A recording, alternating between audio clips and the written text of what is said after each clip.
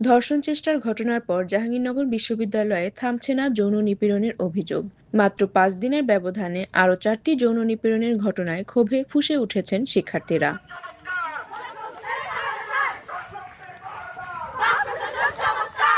নিরাপত্তাহীনতা ও বিচারহীনতার প্রতিবাদে মধ্যরাতে বিক্ষোভ মিছিলে উত্তাল হয়ে ওঠে পুরো ক্যাম্পাস। শিক্ষার্থীদের অভিযোগ, একের পর এক ঘটনা ঘটলেও প্রশাসনের কার্যকর পদক্ষেপ দৃশ্যমান নয়। ফলে নারী শিক্ষার্থীদের মধ্যে চরম উদ্বেগ ও আতঙ্ক তৈরি হয়েছে। তারা দ্রুত অভিযুক্তদের গ্রেফতার, সুষ্ঠু তদন্ত এবং দৃষ্টান্তমূলক শাস্তির দাবি জানান। আন্দোলনরত শিক্ষার্থীরা বলেন, জাহাঙ্গীরনগর বিশ্ববিদ্যালয়কে আর নিপীড়নের ক্যাম্পাস হতে দেওয়া হবে না। নিরাপত্তা নিশ্চিত না হওয়া পর্যন্ত আন্দোলন চলবে। চ্যানেল 14, জাহাঙ্গীরনগর বিশ্ববিদ্যালয়।